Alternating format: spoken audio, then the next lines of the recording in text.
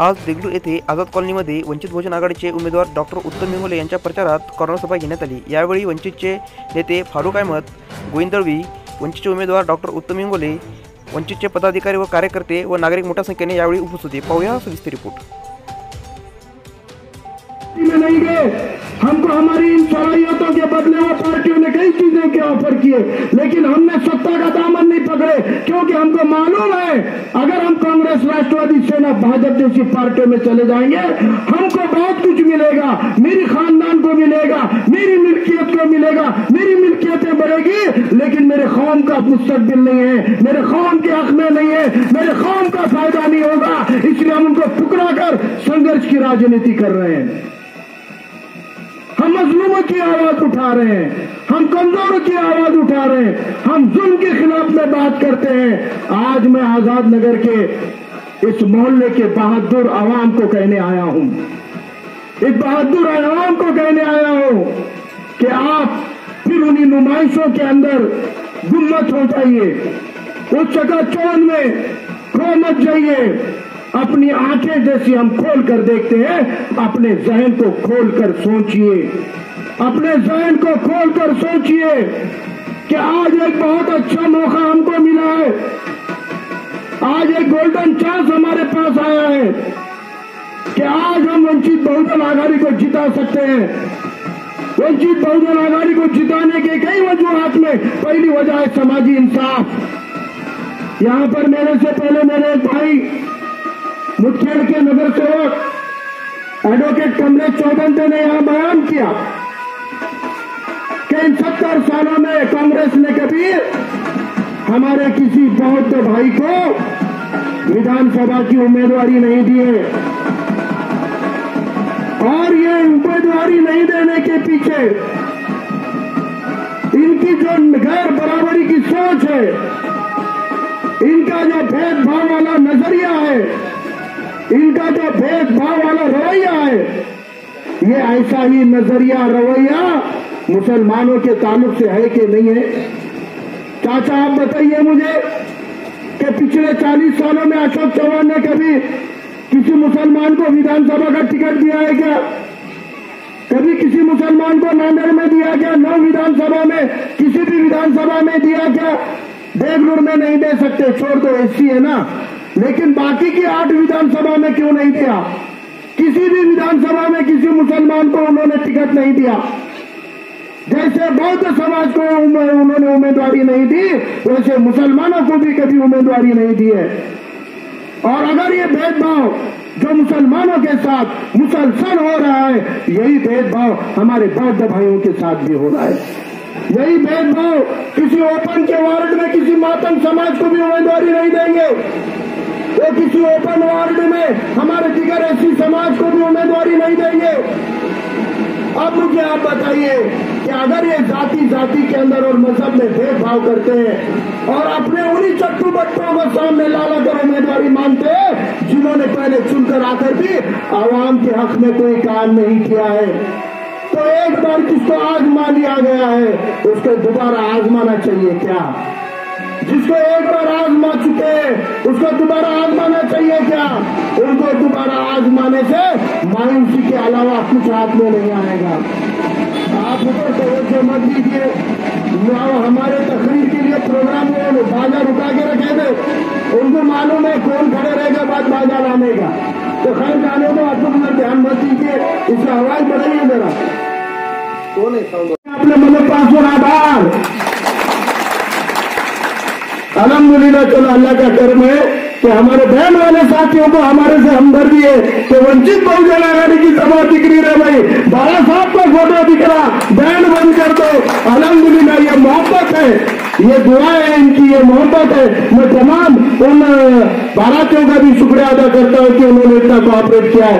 तो आप मुझे बताइए, इनको हमने आजमा चुके हैं, इसलिए देगलूर की आवाम को मैं कहने आया हूँ, आप सावधान हो जाइए, आप सावधान हो जाइए, इनके बहकावे में नहीं आना है। और मैं आपको बताता हूँ, खादियत के मामले में जैसे मेरे पहले के मुखर्ररीन ने कहा है कि डॉक्टर उत्तम इंगोले, इनके नाम में उत्तम है। उत्तम का मतलब है उम्दा, सबसे बढ़िया, सबसे अच्छा। और ये सिर्फ नाम से उत्तम नहीं है, अल्हम्दुलिल्लाह इनके किरदार से भी उत्तम है, वो अपने तालीम से भी उत्तम है, वो समाजी फिक्र से भी उत्तम है। ओवरऑल अगर कहा जाए तो उत्तम इंगोले सर्वोत्तम उम्मीदवार है और एक बेहतरीन उम्मीदवार आपको मिला है। इस बेहतरीन उम्मीदवार को चुनिए। आपको पहले रात बेरात हमारे बचपन में हमारे अम्मी सब एक चीज से डराते थे, अंधेरों में मत निकलो बोलते थे, रात में गली में पत्थर मत उठाओ बोलते थे कि नको नको वहां सांप है, सांप से बचो बोलते थे, नाक से बचो बोलते थे। मूवमेंट में आने के बाद में कांग्रेस और भाजपा के बारे में फिर मैंने हमारे मुखर्रीन को बोलते हुए सुना है कि कांग्रेस सांपनाथ है और भाजपा नागनाथ है। इसमें सांपनाथ भी जहरीला है और नागनाथ भी जहरीला है, लेकिन ये इलेक्शन में 3 जहरीली चीजें हैं। अब भी डॉक्टर साहब ने बोले कि जो मरहूम अंतापुरकर जी थे उनको खदगांवकर और अशोक चौहान काम ही करने नहीं देते थे, उनको काम ही नहीं करने देते थे, उनको रबर स्टैम्प बना के रख दिए थे।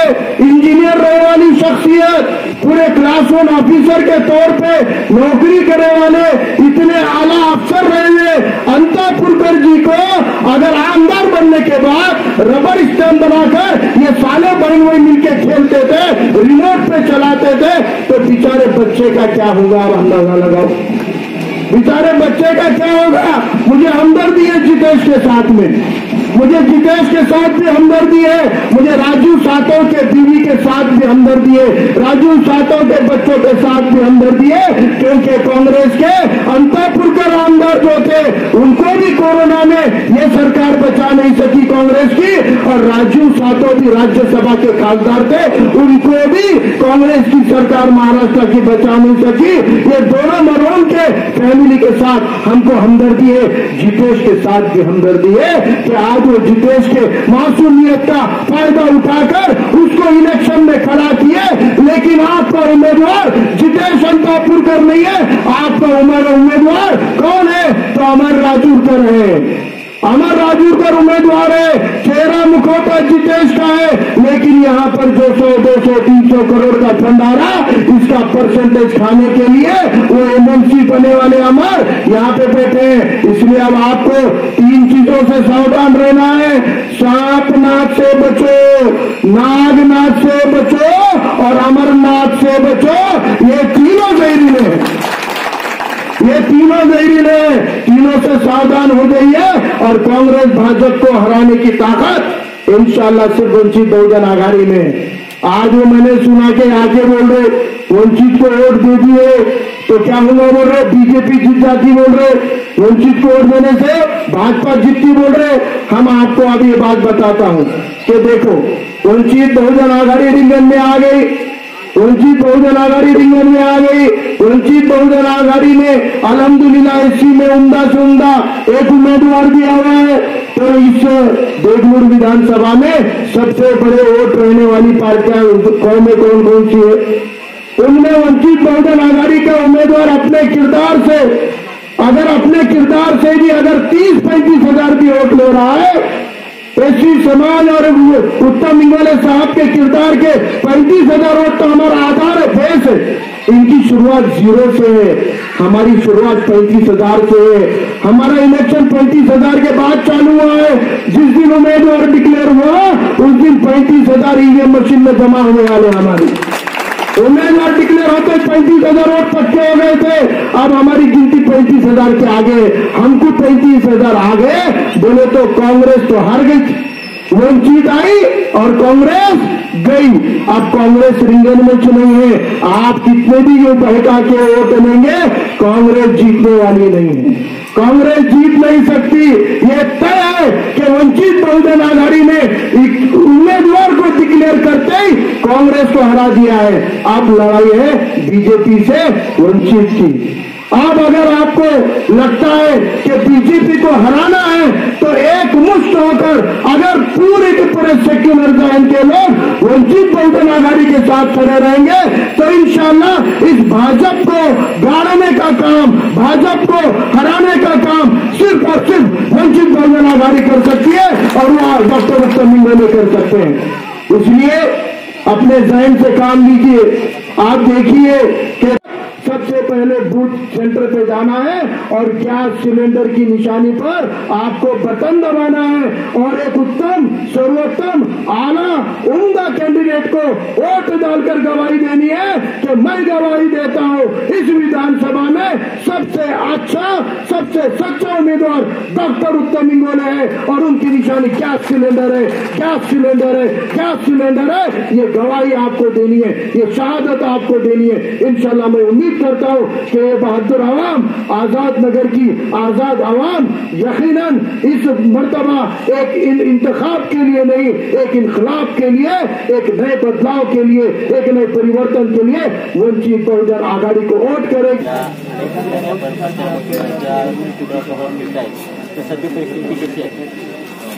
देगलूर बिलोली मतदारसंघामध्ये गेल्या 4 महिन्यापासून मी फिरत आहे आणि या 4 महिन्यापासून फिरून मी जवळजवळ 100 गावामध्ये पोहोचलेलो आहे आणि या 100 गावामध्ये पोहोचल्यानंतर तिथल्या लोकांचं असं म्हणणं आहे की आम्ही काँग्रेस आणि बीजेपीला प्रचंड प्रमाणे वैतागून गेलो आहेत। अक्षरशः आम्हाला ह्या दोन्ही पार्ट्या नको आहेत आणि तुमची जी वंचित बहुजन आघाडी आहे ती आपल्या सर्वांची पार्टी आहे, त्याच्यामुळे यावेळेस आम्ही तुम्हाला 100% मत देऊ। परिस्थितीचा आढावा घेतल्यानंतर भाजपाचे उमेदवार आणि काँग्रेसच्या उमेदवाराच्या संदर्भात आपण काय प्रतिक्रिया द्याल? भाजपाचे उमेदवार हे मुखेडला सुद्धा 2 वेळेस आमदार होते, इथला काही विकास करू शकले नाही। इथल्या जनतेने एक वेळेस त्यांना निवडून दिलं होतं, 5 वर्ष त्यांनी इथं आमदार म्हणून राहिले, इथे सुद्धा काही विकास तर करू शकले नाही, परंतु विकासाचं ढोंग करून त्यांनी इथे स्वतःची प्रॉपर्टी डेव्हलप केली, परंतु लोकांचं कुठल्याही प्रकारचं कल्याण केलं नाही। सगळी जनता आपल्या देगलूर बिलोची माहीत आहे। काँग्रेसचे उमेदवार जितेश सांतापूरकर यांना रफी स्टॅम्प असं म्हटलं जातं जनतेमध्ये, तर आपण काय सांगता? बिचारा जितेश आहे तो अजून छोटासा नन्हाचा बालक आहे, त्याला सामाजिक जाण नाही, त्याला राजकीय जाण नाही, त्याला सांसारिक जाण नाही, त्याला कुठल्याच प्रकारची जाण नाही, तर तो सभागृहामध्ये जाऊन काय मांडणार आहे? तर खरा आमदार तर हा अमर राजूरकरच असणार आहे। त्यामुळे बिचारा जितेश सांतापूरचे ससे होलपट होत आहे, तो फक्त जातोय आणि लोकांच्या पायात तोडत पडतोय, एवढंच काम करतोय, दुसरं काही काम करत नाही। सर, आताच भास्करराव पाटील काँग्रेसमध्ये आले, त्यामुळे काँग्रेस पार्टी मजबूत होईल काय वाटते? काय वंचित काय याबद्दल? दोघंजण बीजेपीचे आणि काँग्रेसचे लोक जे वरच्या लेवलला आहेत ते दोघंजण मिळून मिसळूनच राहत असतात, कधी काँग्रेसमध्ये जातात, कधी बीजेपीमध्ये जातात, परंतु आता यावेळेस मात्र या दोघांना सुद्धा एकत्र येऊन लढावं लागणार आहे, कारण वंचित बहुजन आघाडी हा सक्षम आणि दुसरा पर्याय आहे। त्याच्यामुळे या दोघांना एकत्र येऊन सुद्धा वंचित बहुजन आघाडी यांना कुठल्याही परिस्थितीमध्ये हरवू शकते।